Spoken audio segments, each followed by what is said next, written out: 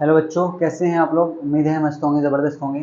तो स्टैंड आज जो हम देखने वाले हैं वो देखने वाले हैं गॉस की प्रमेय की सहायता से कूलॉम का नियम सिद्ध कीजिए। देखो, बहुत इंपॉर्टेंट क्वेश्चन है आपके एग्जाम के लिए 2025 के लिए, क्योंकि यही क्वेश्चन 2024 और 2023 में रिपीट हुआ है। बार बार ये क्वेश्चन आ रहा है एग्जाम में। गॉस की प्रमेय की सहायता से आपसे पूछा जाता है कि कूलॉम का नियम सिद्ध करिए, यानी कि गॉस की प्रमेय का यूज करके आप क्या करें, कूलॉम का नियम सिद्ध करें। अभी तक आपने लास्ट क्लास में क्या पढ़ा था, कूलॉम का नियम पढ़ा था आपने, लेकिन आपको उसे प्रूफ करना है किसकी प्रमेय से, कूलॉम के यानी कि गॉस की प्रमेय की सहायता से। ये क्वेश्चन है। तो ये क्वेश्चन आपको 2025 में भी आया है। तो स्टैंड लास्ट लेक्चर में हमने बात करी थी गॉस की प्रमेय की, हमने गॉस की प्रमेय को प्रूफ किया। अब देखो, गॉस की प्रमेय खुद एक अपने आप में एक बहुत इंपॉर्टेंट क्वेश्चन है, कैसे प्रूफ करते हैं इसे। और हमने बात करी थी इलेक्ट्रिक फ्लक्स, विद्युत फ्लक्स के बारे में। तो अगर आपने लास्ट लेक्चर नहीं देखा है तो डिस्क्रिप्शन में जाकर आप देख सकते हैं। तो स्टैंड अगर हम बात करें आपसे, देखो सबसे पहले हमने बात करी थी, देखो इलेक्ट्रिक फ्लक्स, थोड़ा सा इसके बारे में समझ लेते हैं, फ्लक्स क्या होता है। तो हमने लास्ट लेक्चर में देखा था इलेक्ट्रिक फ्लक्स क्या होता है। तो थोड़ा सा आपको रिवाइज करा देते हैं इलेक्ट्रिक फ्लक्स। तो सर इलेक्ट्रिक फ्लक्स कुछ नहीं होता, विद्युत फ्लक्स ये क्या है, ये होता है विद्युत क्षेत्र में स्थित किसी काल्पनिक पृष्ठ से गुजरने वाली विद्युत बल रेखा की संख्या को विद्युत फ्लक्स बोलते हैं। और इसका फॉर्मूला होता है ए डॉट ए वेक्टर। अब देखो, जब इसे डॉट को हटाते हैं तो आपने सीखा है क्या आता है, क्या आता है, कोस थीटा। और कोस थीटा होता है इन दोनों के बीच का एंगल। इस क्या होता है, दोनों के बीच का एंगल, बिल्कुल सर। अब ये जो है ना, ए और ए के बीच का एंगल है कोस थीटा। अब इसके जो मात्रक थे ना, ये बहुत इंपॉर्टेंट थे। इसके मात्रक क्या था sir, newton metre square upon coulomb. एक मात्रक इसका आया था joule into metre upon coulomb. और तीसरा मात्रक हमने देखा था इसका वोल्ट इंटू मीटर। ये तीनों ही मात्रक बहुत ज्यादा इंपॉर्टेंट है, 2024 में पूछे गए हैं। और इसकी डेफिनेशन भी आई है 2024 में। तो आप इलेक्ट्रिक फ्लक्स को तैयार करें अच्छे से, और गॉस की प्रमेय को भी अच्छे से तैयार करें। लास्ट लेक्चर में हमने आपको बहुत अच्छे डिटेल समझाया था।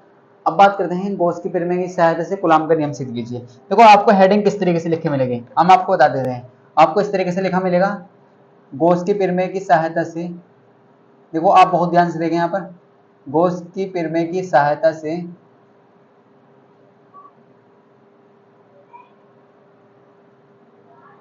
कूलॉम का नियम सिद्ध कीजिए। कूलॉम का नियम आपने पढ़ा था ना, कूलॉम का नियम क्या होता है, दो आवेशों के बीच लगने वाला बल, कूलॉम का नियम ही कहता है। कूलॉम का नियम सिद्ध कीजिए।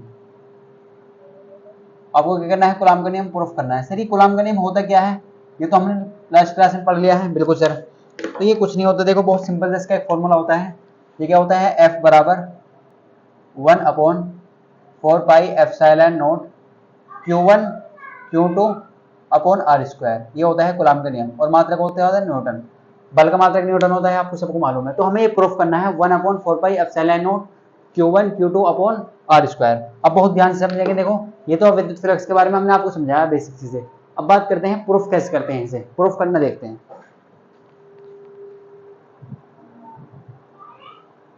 तो स्टैंड देखो, आपने पढ़ा हो, आप लास्ट लेक्चर जरूर देंगे, तभी आपको क्लियर हो पाएगा कॉन्सेप्ट। आप उसे जरूर देखें पहले, तभी आप आसानी के साथ समझ सकते हैं। देखो, हमारा टारगेट क्या है, F बराबर हमें 1/4πε0 Q1 Q2 upon R square लाना है। तो ये हमें क्या नाम है, टारगेट है हमारा। अब देखो, Q1 क्या है, आवेश, Q2 भी आवेश है, दो आवेश हैं, और R है उन दोनों आवेशों के बीच की दूरी। तो इसका मतलब ये नहीं है कि आप यहाँ Q1 Q2 R लाए, यहाँ पर Q0 अपॉन आर स्क्वायर भी ला सकते हैं। दो आवेश होने चाहिए और R उनके बीच की दूरी होनी चाहिए, बस ये मकसद है आपसे। अब देखो कैसे प्रूफ करना है, प्रूफ देखते हैं। इसका प्रूफ बहुत इंपॉर्टेंट है, आप ध्यान से देखेंगे। तो सबसे पहले आप इसके लिए डायग्राम बनाएं, सेम उसी तरीके का जैसे आपने लास्ट में बनाया था। सेम वही डायग्राम में बना सकते हैं आप, सेम इसी तरीके से आप अच्छे से करके बनाएं, स्केल का यूज करके बनाएं, तभी आपको पूरे मार्क्स मिलेंगे। देखो एग्जाम में अगर हम आपसे बात करें, ये है इसका सेंटर, ये क्या है सर, ये है इसका सेंटर, बिल्कुल सर। और सेंटर से सरकमफेरेंस तक की दूरी हमें पता है सर, वो होती है आर। वो क्या होती है सर, आर। और ये है बिंदु ओ, और इस पर रखा है सर प्लस का क्यों आवेश, बिल्कुल सर। देखो हमने क्या करा, आपने एक शेप ली, गॉसियन पृष्ठ कहते हैं इनसे हम। बिंदु ओ पर क्या है, प्लस का आवेश है, और उससे आर दूरी पर एक बिंदु पी है। आप ऐसे कह दीजिए, एक बिंदु क्या है यहाँ पर, एक बिंदु पी है। आप इसे नाम दे सकते हैं बिंदु पी, बाद में दे देंगे। देखो, अब अगर हम बात करें, हमें विद्युत फ्लक्स चाहिए, सेम वही कॉन्सेप्ट है जो जैसे लास्ट लेक्चर में हमने सीखा था। तो हम इसके लिए क्या यूज करते हैं, अगर हमें विद्युत फ्लक्स निकालना है, तो विद्युत फ्लक्स होता क्या है, विद्युत फ्लक्स क्या होता है, किसी काल्पनिक पृष्ठ से गुजरने वाली विद्युत बल रेखाओं की संख्या को। अगर हम आपसे बात करें, देखो हम यहाँ पर एक एरिया वेक्टर बना लेते हैं, क्षेत्रफल सदिश, यानी देखो आप ध्यान से देखें, हम क्या करते हैं, यहाँ पर एक थोड़ा सा पोर्शन ले लेते हैं, एक अल्पांश ले लेते हैं छोटा सा, क्या करते हैं, छोटा सा अल्पांश ले लेते हैं। अगर हमें पता चल जाता है कि इस अल्पांश से कितना विद्युत फ्लक्स गुजर रहा है, तो आप क्या करेंगे, अगर आप इससे पता निकाल लेंगे ना अल्पांश से कितना विद्युत फ्लक्स गुजर रहा है, तो आप टोटल निकाल सकते हैं। कैसे करके, इसका इंटीग्रेशन करके। अगर या तो आप इन्हें छोटे छोटे पोर्शन को अगर आप ऐड करेंगे तो टोटल का मिल जाएगा, या आप एक पोर्शन का निकाल के टोटल का इंटीग्रेशन कर दीजिए तो आपको क्या मिल जाएगा, टोटल का मिल जाएगा। अब देखो आपने पढ़ा था सर कि जो प्लस क्यू आवेश के कारण जो ई की डायरेक्शन होती है वो आउटवर्ड होती है, वो कहाँ होती है, वो बाहर की तरफ होती है सर। बिल्कुल सर, ये तो हमने पढ़ चुके हैं लास्ट लेक्चरों में। बिल्कुल सर। अगर हम बात करें एरिया वेक्टर की जो डायरेक्शन होगी वो भी होगी आउटवर्ड ही होगी, वो भी बाहर की तरफ होगी। अब ये डी ए क्यों लिया सर आपने, क्योंकि स्मॉल पोर्शन है ना, डी ए क्या होता है, अल्पांश के लिए डी ए लेते हैं और संपूर्ण के लिए ए लेते हैं। मान लीजिए इसका जो पूरा एरिया वेक्टर है वो ए है, तो अल्पांश का क्या हो जाएगा, डी ए हो जाएगा। क्या हो जाएगा, डी ए हो जाएगा। अब आपको देखो सेम उसी तरीके से करना है जैसे हमने लास्ट लेक्चर में किया था। आपको आप ये बताइए कि प्लस में आवेश आर दूरी पर क्या है, एक बिंदु पी है। हमने मान लीजिए यहाँ पर बिंदु क्या है सर, पी है। बिल्कुल सर। अब एरिया वेक्टर और डीए के वेक्टर की सेम है डायरेक्शन। सबसे पहले आप उसी तरीके से लिखेंगे, हमारा टारगेट क्या है, F बराबर 1/4 पाई epsilon not Q1 Q2 upon r square. हम कहेंगे अल्पांश से गुजरने वाला विद्युत फ्लक्स। इस अल्पांश से कितना विद्युत फ्लक्स गुजर रहा है ये देखिए आप, अल्पांश से गुजरने वाला विद्युत फ्लक्स, गुजरने वाला विद्युत फ्लक्स, अल्पांश से गुजरने वाला विद्युत फ्लक्स। अब अल्पांश से कितना गुजर रहा है वो आपको पता है, तो अल्पांश के लिए क्या लेंगे, विद्युत फ्लक्स का फॉर्मूला क्या होता है, phi A equal to A dot A vector. अब देखो अल्पांश से गुजर रहा है तो यहाँ पर क्या हो जाएगा, डी फाई ए हो जाएगा। क्या हो जाएगा, D phi A equal to A. अब ए का में कन्वर्ट हो जाएगा सर डी ए में, ये आपको मालूम है। और आपको सबको पता है कि जब हम इस डॉट को हटाते हैं तो कोस के साथ ओपन होता है। ये किसके साथ ओपन होता है सर, ये कोस के साथ ओपन होता है। तो यहाँ पर बन जाएगा ए D A cos theta. Sir ये कैसे आ गया, देखो हमने आपको लास्ट लेक्चर में सिखाया था ना कि अगर आपके सामने इस तरीके से लिखा मिलता है आपको ए डॉट बी होती सर, ये क्या है, ये वेक्टर है और ये क्लास 11 में पढ़ाते हैं। क्योंकि क्लास 11 आप पढ़ के नहीं आए अच्छे से तो ये आपको मालूम नहीं इसके बारे में, तो आप ऐसा समझ लीजिए। अगर देखो आप डॉट को हटाते हैं ना तो इसे आप ओपन करेंगे तो कोस थीटा के साथ ओपन होगा, कोस थीटा आएगा यानी, और क्रॉस हटाते हैं तो साइन थीटा आएगा। ये आपको याद रखना है, हमेशा याद रखना है। ए बी कोस थीटा और ए बी साइन थीटा, क्या डिफरेंस है बता दीजिए। अब ये थीटा कोस थीटा है क्या सर, ये है एंगल किस किस के बीच का, ई और एरिया वेक्टर के बीच का, ई और डी ए के बीच का। सर ई और डी ए के वेक्टर के बीच का एंगल बताइए कितना है, तो हम ऐसे कह सकते हैं जो ई है ना वो क्या है, वो पैरेलल है डी ए के।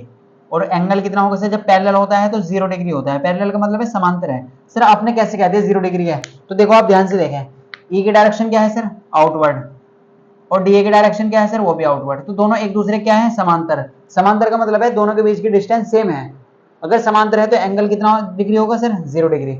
जब भी ये दोनों सेम डायरेक्शन में होते हैं ना एंगल 0 डिग्री होता है, ये आपको याद रखना। और ये भी आपको याद रखना कि cos 0 डिग्री की जो वैल्यू होती है वो होती है 1। कितनी होती है, 1 होती है। तो आप यहाँ पर रख दीजिए, यहाँ पर क्या कह सकते हैं आप, डी फाई किसके इक्वल आ जाएगा, डी फाई इक्वल टू आ जाएगा ए डी ए, और कोस थीटा की जगह cos 0 डिग्री होती सर। अब cos 0 का मान तो हमने पढ़ लिया है, वो कितना होता है, तो ये कितना हो जाएगा, D phi equal to A D A, cos 0 का मान होता है 1। तो फाइनली क्या मिल जाएगा आपको, D phi equal to A D A होते सर। तो इतना तो हमें क्लियर हो चुका है सर, बिल्कुल हो चुका होगा बेटा। तो ए डी ए, अब देखो ये क्या है, ई डी ए कितना है विद्युत फ्लक्स है, ये इस पोर्शन से गुजरने वाला विद्युत फ्लक्स है, किससे, अल्पांश से। लेकिन हमें अल्पांश नहीं चाहिए, हमें तो टोटल चाहिए। हमें क्या चाहिए, टोटल से विद्युत फ्लक्स। तो टोटल के लिए क्या करेंगे, हमने आपको सिखाया है, तो आप क्या करेंगे, इसका इंटीग्रेशन करेंगे। क्या करेंगे, इसका इंटीग्रेशन कर देंगे। आप क्या करेंगे, इसका इंटीग्रेशन करेंगे। देखो अब कैसे लिखेंगे, आप ध्यान से देखें। संपूर्ण के लिए जब भी आपको निकालना हो ना तो इस तरीके से निकालेंगे आप लिखेंगे संपूर्ण गॉसियन पृष्ठ से गुजरने वाला विद्युत फ्लक्स। संपूर्ण का मतलब टोटल, संपूर्ण गॉसियन पृष्ठ से गुजरने वाला विद्युत फ्लक्स, ऐसा लिखना है आपको पूरा, संपूर्ण गॉसियन पृष्ठ से गुजरने वाला विद्युत फ्लक्स। अब संपूर्ण का मतलब क्या है, टोटल का इंटीग्रेशन कर दीजिए। अगर आप इसका इंटीग्रेशन कर देते हैं तो टोटल का मिल जाएगा आपको। तो D phi A equal to क्या आ जाएगा सर, ए डी ए, क्या आ जाएगा, ए डी ए, और इसका भी आपको इंटीग्रेशन करना है। बिल्कुल सर। अगर हम आपसे बात करें, देखो डी फाई ए का क्या हो जाएगा, इस तरीके से फाई ए हो जाएगा, और इसका क्या हो जाएगा सर, ए ए हो जाएगा। क्या हो जाएगा, ए ए। अब आपको क्या करना है, अब आपको ऐसा नहीं है कि यहाँ पर आप बिंदु आवेश के कारण विद्युत क्षेत्र की तीव्रता निकालेंगे, आपको ये नहीं करना आपके। अब आपको दूसरे तरीके से करना है। अब आपके पास फाई ए का मान है, आपके पास गॉस की पिरमे की सहायता लेनी है। अब आप कहेंगे गॉस की पिरमे की सहायता से, यानी कि गॉस की पिरमे से करना है आपको। अब सर ये गॉस की परिमेय होती क्या है, ये हमने पढ़ा है फाई ई बराबर क्यू अपॉन एप्सिलॉन नॉट होती है। तो इस फाई की जगह क्या रखेंगे आप, Q upon epsilon not put कर देंगे। क्या कर देंगे, Q upon epsilon not put कर देंगे। बिल्कुल सर, क्या करेंगे, क्यू अपॉन एप्सिलॉन नॉट क्या करेंगे, पुट कर देंगे। ओके सर, तो यहाँ पर क्या है, ए ए ऐसे रहेगा। क्या रहेगा, ए ए ऐसे रहेगा। ओके सर, देखो आप बहुत ध्यान से देखें हमने कैसे करा। जब आप इसका डी फाई का इंटीग्रेशन करेंगे तो क्या मिलेगा, फाई ई मिलेगा। क्या करेंगे, समाकलन करेंगे, क्या मिलेगा, फाई ई मिलेगा। और ए डी ए का इंटीग्रेशन करेंगे तो ई तो बाहर है और डी ए का क्या हो जाएगा, ए हो जाएगा। ये आपको हमने सिखाया था ना, जैसे डी एस का एस, डी टी का टी, डी वाई का वाई, डी एक्स का एक्स, तो इसी तरीके से डी ए का ए हो जाएगा। तो ये आपको क्लियर हो चुका होगा। देखो तो आपने यूज करा यहाँ पर, क्या करा, गॉस की परिमेय की, गॉस की परिमेय यूज करें। गॉस की परिमेय क्या होती है, फाई ई बराबर क्यू अपॉन एप्सिलॉन नॉट। अब इस फाई की जगह क्या रख दिया आपने, क्यू अपॉन एप्सिलॉन नॉट आ चुका है, और ई ए ऐसे रहा, सेम है इस तरीके से। अब आप बताइए ए क्या है, एरिया किसका, इस शेप का। तो एरिया क्या होता है इस शेप का, ये आप बताइए। तो हमने पढ़ा है सर, ये गोले का एरिया क्षेत्रफल होता है 4 पाई आर स्क्वायर। तो आप क्या करेंगे यहाँ पर इस तरीके से देखेंगे, Q upon epsilon not equal to, ये तो ऐसे रहना है आपके लिए, और 4 pi R square, 4 pi R square. अब इसे जनरल फॉर्म में लाइए आप क्या लगाएंगे, इसे जनरल फॉर्म में लाएंगे। जनरल फॉर्म कैसे, जैसे हमने देखा ना, ये ई का फॉर्मूला होता है, क्या होता है ई का formula, 1 upon 4 pi epsilon naught Q upon R square. आप इसे इस तरीके से लिखने की कोशिश करें। अब कैसे लिखेंगे, इस आप ई को ऐसे रहने दीजिए, आप इस ई को एक तरफ रहने दीजिए। 4 पाई कहाँ ले आइए, एप्सिलॉन नॉट के साथ ले आइए, क्योंकि 1 अपॉन 4 पाई एप्सिलॉन नॉट, 4 पाई कहाँ ले आइए आप, एप्सिलॉन नॉट के साथ, क्योंकि ये साथ ही अच्छे लगते हैं ना। बिल्कुल सर, जैसे आप लगते हैं ना अच्छे, तो इस तरीके से 4 पाई एप्सिलॉन नॉट कहाँ लगेंगे, एक साथ अच्छे लगेंगे। और ये जो आर स्क्वायर है किसके नीचे आ जाएगा, क्यों के नीचे आ जाएगा। ये किसके नीचे आ जाएगा, क्यों के नीचे। देखो ये सब कुछ यही लिखा हुआ है, लेकिन आपने इसे इस तरीके से लिख लिया, आपने इसे सही के तरीके से लिख लिया। ये बराबर 1 upon 4 pi epsilon naught Q upon R square. ये आप इसे ऐसे लिख लीजिए। क्या किसी बच्चे को कोई प्रॉब्लम है, तो अगर मैं इसे ऐसे लिख दूं, ए बराबर 1 upon 4 pi epsilon naught Q upon R square, Q upon R square, तो ये मिल चुका है आपको ए का मान। लेकिन ये तो आपने सर ई का मान निकाला है, लेकिन हमें क्या लाना है सर, हमें तो एफ का मान लाना है। तो एफ का मान आप घबराए नहीं, डायरेक्ट ला सकते हैं। अब देखो अगर हम बात करें, आपने एक फॉर्मूला पढ़ा था, विद्युत क्षेत्र में लगने वाला बल, विद्युत क्षेत्र में लगने वाला बल क्या होता है, विद्युत क्षेत्र में लगने वाला बल क्या होता है। हम मान लेते हैं, हम क्या मान लेते हैं कि इस पी पॉइंट पे जो रखा है ना, क्यू नॉट आवेश रखा है। क्या रखा है सर, क्यू नॉट आवेश। इस पी पॉइंट पे क्या रखा है, क्यू नॉट आवेश। तो देखो क्यू नॉट आवेश के कारण लगने वाला बल क्या होगा, ये आप ध्यान से देखें। तो एक फॉर्मूला पढ़ा था आपने, विद्युत क्षेत्र में लगने वाला बल, ये क्या होता है सर, ये होता है ए बराबर एफ अपॉन क्यू नॉट। क्या होता है, ए बराबर एफ अपॉन क्यू नॉट। ये क्या होता है बेटा, ए बराबर एफ अपॉन क्यू नॉट होता है। विद्युत क्षेत्र में लगने वाला बल क्या होता है, ए बराबर एफ अपॉन क्यू नॉट। अब आप यहाँ से एफ की वैल्यू लाइए, तो एफ बराबर क्या हो जाएगा, ई क्यू नॉट। एफ बराबर क्या हो जाएगा, ई क्यू नॉट। ये तो हो जाएगा, क्रॉस मल्टीप्लाई कर देंगे तो एफ बराबर क्या हो जाएगा, ई क्यू नॉट। क्या आपको यहाँ पर विजिबल, एक बार देख लेते हैं। बिल्कुल, अगर आप देखें यहाँ पर ए बराबर क्या हो चुका है, एफ बराबर ई क्यू नॉट। आपको क्योंकि वैल्यू चाहिए एफ की, आपको बल निकालना है ना, तो ए का मान आप निकाल चुके हैं। ए का मान क्या रखेंगे, यहाँ पर रख देंगे। ए का मान कहाँ रखेंगे, यहाँ पर रख देंगे। तो एफ बराबर ए की जगह क्या जाएगा, 1 upon 4 pi epsilon naught Q, Q naught, Q upon R square, और ये क्या है, क्यू नॉट है। अब इसको मल्टीप्लाई कर लीजिए तो क्या बन जाएगा आपको, 1 upon 4 pi epsilon naught Q, Q naught upon R square. अब देखो कूलम्ब का नियम यही तो होता है, यही तो होता है, 1 upon 4 pi epsilon naught Q, Q naught upon R square. इसका मतलब ये आप ये कहेंगे सर Q1 Q2 क्यों नहीं है। देखो आवेश दो होने चाहिए, एक क्यू है, एक क्यू नॉट है, और नीचे क्या है, आर स्क्वायर। तो आर स्क्वायर क्या है, दोनों आवेशों के बीच की दूरी। तो यही तो है, देखो यहाँ पर क्यू है, यहाँ पर क्यू नॉट है, और आर क्या है, इनकी दोनों आवेशों के बीच की दूरी। तो इस तरीके से आप लिख सकते हैं। तो फाइनली हमारे पास क्या आ चुका है, हमारे पास आ चुका है एफ बराबर 1 upon 4 pi epsilon naught Q, Q naught upon R square. अब देखो बेटा आपको क्या करना है, आपको इतना तो लिख लेना है, लेकिन इसके बारे में जो आपने डायग्राम बनाया है ना, उसके बारे में थोड़ा सा लिखना भी है।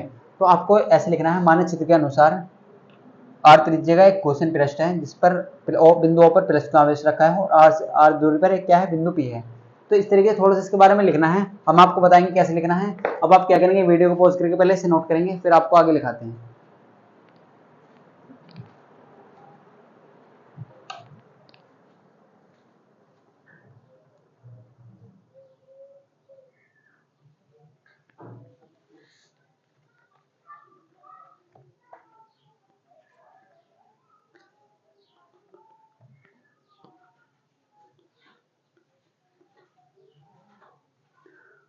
तो स्टैंड आई होप आपने नोट कर लिया होगा। देखो सबसे पहले आपको क्या करना, आपसे ऐसा बोला जाएगा गॉस के परिमेय की सहायता से कूलाम का नियम सिद्ध कीजिए। क्या बोला जाएगा, गॉस के परिमेय की सहायता से क्या करना है आपको, कूलाम का नियम सिद्ध करना है। और आपको पता है कूलाम का नियम होता क्या है, ये होता है 1/4πε0 Q1 Q2/r²। अब ये Q1 Q2 की जगह Q नोट आया है हमारे पास, इसका मतलब ये है दो आवेश है, क्या है, दो आवेश, और उनके बीच की दूरी क्या है, r है। तो दोनों आवेशों के बीच जो बल लगता है उसे बोलते हैं इलेक्ट्रोस्टैटिक फोर्स, यानी कि विद्युत बल। और जो कौन सा किसने दिया है, कूलाम ने, तो इसे बोलते हैं कूलाम का नियम। इसी तरीके से देखो, तो ये होता है F बराबर 1/4πε0, क्या होता है, F बराबर 1/4πε0 Q1 Q2/r², और न्यूटन होता है इसका मात्रक।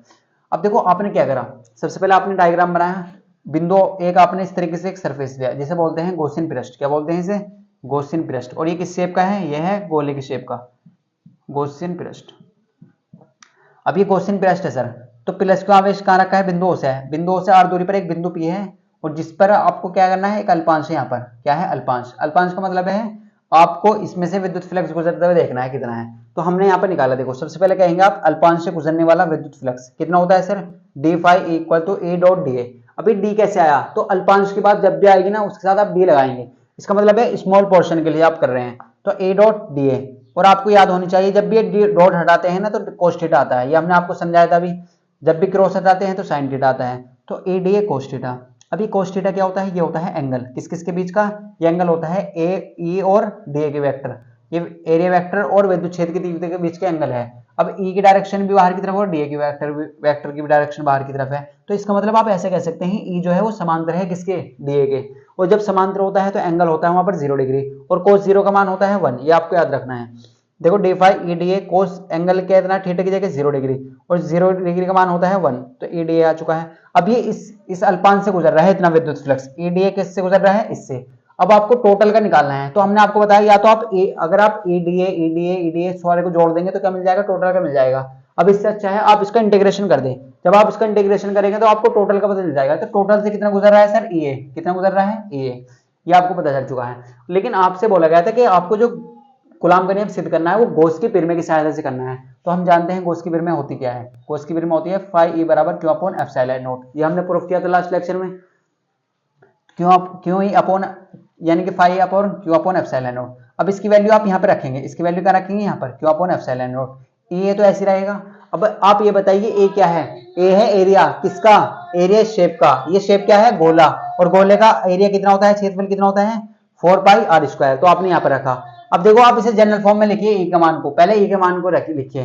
तो आपने इस तरीके से देखा है 1/4πε0 Q/r², इस तरीके से आपने लिखा देखा है, तो आप इसे ऐसे ही लिखेंगे। देखो देखो क्योंकि अब 4π कहाँ होता है, एप्सिलॉन नॉट के पास होता है, तो एप्सिलॉन नॉट के पास इसे अच्छा लगेगा नहीं, तो आप इसे क्या रखेंगे, एक जगह रखेंगे 1/4πε0, क्योंकि नीचे क्या जाएगा, r² आ जाएगा यहाँ से, और बचा क्या, e के बराबर। तो a को आप ऐसे लिख सकते हैं 1/4πε0 Q/r², बिल्कुल सर। अब आपको क्या निकालना, आपका टारगेट e नहीं है, आपका टारगेट एफ है, एफ बल निकालना है आपको, विद्युत क्षेत्र की तीव्रता नहीं। तो आप क्या कहेंगे, विद्युत क्षेत्र में स्थिर लगने वाला बल, लगने वाला बल क्या होता है, एफ बराबर ई क्यू। ये फॉर्मूला पढ़ा था ना आपने, बल और विद्युत क्षेत्र के बीच की तीव्रता के बीच संबंध। तो देखो एफ बराबर क्या जाएगा, ए इंटू क्यू नोट, क्या जाएगा, ए इंटू क्यू नोट। ए का मान आपके पास है तो आपने यहाँ पर रख दिया, क्यू नोट ऐसी है तो मल्टीप्लाई करेंगे तो क्या हो जाएगा, क्यू नोट अपॉन r²। ये क्या है, कूलाम का नियम। यही क्या है, यही कूलाम का नियम है, ये कूलाम का नियम है। तो इस तरीके से आपको पूरे 5 मार्क्स मिलेंगे। और 2024 में ये क्वेश्चन पूछा गया आपके, कब पूछा गया, 2024 में। अब हम आपको बताते हैं इसके आपको हिंदी कैसे लिखनी है। तो आपको ऐसे लिखना है, मानक चित्र के अनुसार, क्या लिखना है, मानक चित्र के अनुसार बिंदु O पर क्या है, प्लस का आवेश है। O से r दूरी पर एक बिंदु P है, P से होते हुए हम r त्रिज्या के गॉसियन पृष्ठ की रचना करते हैं। देखो ध्यान समझिए आप, मानक चित्र के अनुसार बिंदु O पर प्लस का आवेश है, O से r दूरी पर एक स्थित बिंदु P है, P से होते हुए हम r त्रिज्या के गॉसियन पृष्ठ की रचना करते हैं तथा P के चारों ओर एक अल्पांश की रचना भी करते हैं। देखो आप बहुत ध्यान सुने, आपको ये लिखना है, क्या आप एक लाइन लिखा है या आप 2 लाइन लिखा है, लेकिन आपको लिखना जरूर है, तभी आपको मार्क्स मिलेंगे। अगर आपको 5 मार्क्स का है तो 4 मार्क्स मिलेंगे, 1 नंबर काट लिया जाएगा। क्यों काट लिया जाएगा, क्योंकि आप इसके बारे में लिखने के नहीं। तो सिंपल से लिखना है, मानक चित्र के अनुसार क्या है, मानक चित्र के अनुसार O पर क्या है, प्लस का आवेश है। O से r दूरी पर एक बिंदु P है और P से होते हुए हम r त्रिज्या के गॉसियन पृष्ठ की रचना करते हैं। किसकी, गॉसियन पृष्ठ की रचना करते हैं। और P से होते हुए हम एक अल्पांश की भी रचना करते हैं। बस आपको इतना लिखना है, सिंपल सा, और आपको पूरे 5 मार्क्स मिल जाएंगे। तो स्टैंड आई होप आपको ये क्लियर हो चुका होगा। काफी अच्छी क्लास रही है। तो अगर आपको क्लास अच्छी लगी है तो लाइक जरूर करें, और चैनल को अभी तक सब्सक्राइब नहीं करा है तो चैनल को सब्सक्राइब कर लें, नेक्स्ट लेक्चर में और बात करने वाले हैं गॉस की परिमेय के अनुप्रयोग के बारे में। तो स्टूडेंट आप पढ़ाई करते रहिए अच्छे से और अपने फ्रेंड को शेयर करें। कोई भी डाउट है किसी भी टाइप का आप कमेंट में पूछ सकते हैं। तो स्टूडेंट इससे पहले हमने बहुत सारे डेरिवेशन कर लिए हैं इस सीरीज में, तो आप डिस्क्रिप्शन में जाइए, वहाँ पर आपको लिंक मिल जाएगा, पूरी प्ले लिस्ट है, वहाँ पर आप देख सकते हैं। न्यूमेरिकल्स भी किए हैं, डेरिवेशन भी किए हैं, तो आप सब देखते हैं। तो स्टूडेंट मिलते हैं आपको नेक्स्ट पार्ट में।